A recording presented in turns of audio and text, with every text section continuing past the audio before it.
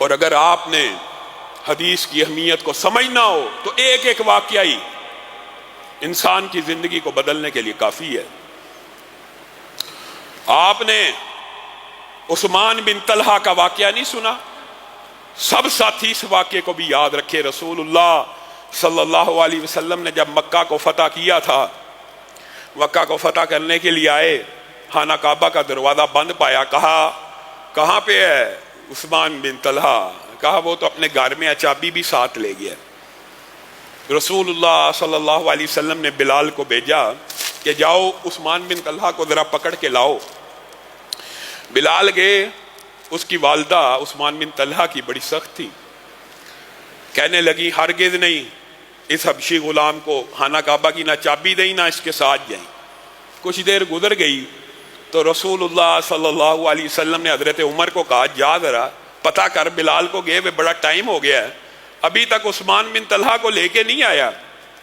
حضرت بلال کے پیچھے پیچھے حضرت عمر بھی چلے گئے۔ حضرت عمر کی آپ کو پتہ ہے جلالی کیفیت اور آواز، اونچی آواز، عثمان کہاں ہے؟ رسول اللہ نے طلب کیا۔ وہ ماں جو ابھی بلال کے سامنے کہہ رہی تھی اس کو ہرگز چابی نہ دیں، حضرت عمر کی آواز سن کے کہنے لگی اس کو چابی دے دے، اس کو دے دے چابی۔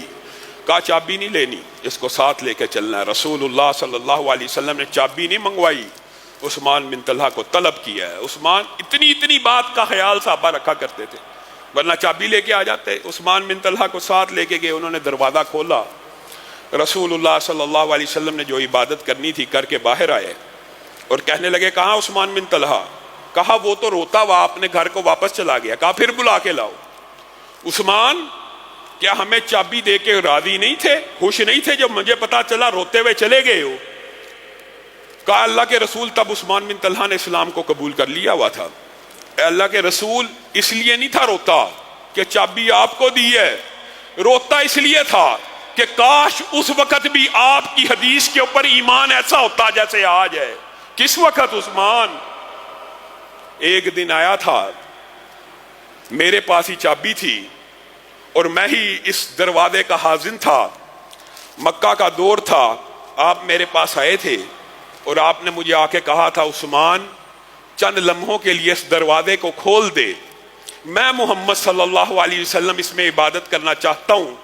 تو اس وقت میں نے آپ کو چابی نہیں تھی دی، تو آپ نے ایک بات کہی تھی، آپ نے کہا تھا عثمان ایک وقت آئے گا یہ چابیاں میں محمد صلی اللہ علیہ وسلم کے ہاتھ میں ہوں گی اور میں محمد جس کو چاہوں گا عطا کر دوں گا۔ میں روتا اس بات کے اوپر ہوں، آج جیسے آپ کی بات کے اوپر یقین تھا، کاش اس وقت بھی اس بات کے اوپر یقین ہوتا کہ ایک وقت آئے گا چابیاں آپ کے ہی ہاتھ میں ہوں گی تو میں اسی وقت آپ کے لیے دروازہ کھول دیتا۔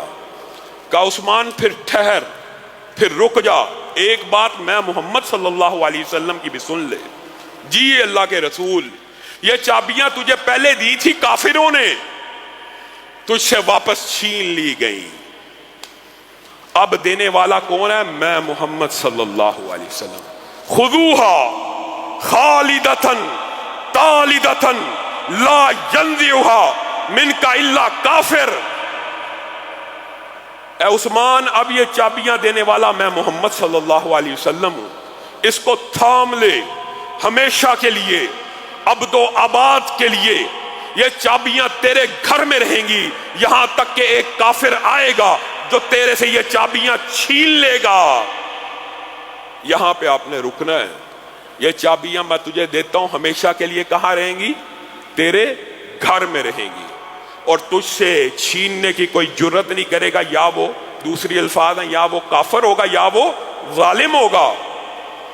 آپ حیران رہ جائیں گے، رسول اللہ کی اس ایک حدیث کے بدلے میں بڑی بڑی حکومتیں آئیں، آپ کو پتہ کرامتیوں کی، بڑے بڑے بدعقیدہ لوگوں کی بھی حکومتیں آتی رہیں جاتی رہیں، لیکن رسول اللہ کی اس حدیث کی وجہ سے کسی کو یہ جرت نہ ہوئی کہ عثمان بن طلحہ سے چابیاں واپس لے لے، کیونکہ وہ ڈرتا رہا اگر میں نے چابی واپس لی تو میرے پہ یہ حدیث فٹ ہو جائے گی کہ میں کافر ہوں، میں ظالم ہوں۔ آج بھی آپ حیران رہ جائیں گے، 1440 برس بیت چکے ہیں، 1440 برس، آج بھی چابیاں اگر موجود ہیں عثمان بن طلحہ کے گھر میں موجود ہیں، اور جو بھی کھینچے گا اس کی سب سے بڑی نشانی یہ ہوگی یا وہ کافر ہوگا یا وہ ظالم ہوگا۔ یہ حدیث رسول کی حجیت، آج بھی چابیاں عثمان بن طلحہ کے گھر میں ہیں، چابیاں تیرے پاس رہیں گی، تیرے پاس رہیں گی، میں محمد صلی اللہ علیہ وسلم نے عطا کی ہیں، اب تجھ سے کوئی نہ چھین سکے گا، اگر کوئی چھینے گا وہ کافر ہوگا یا ظالم ہوگا۔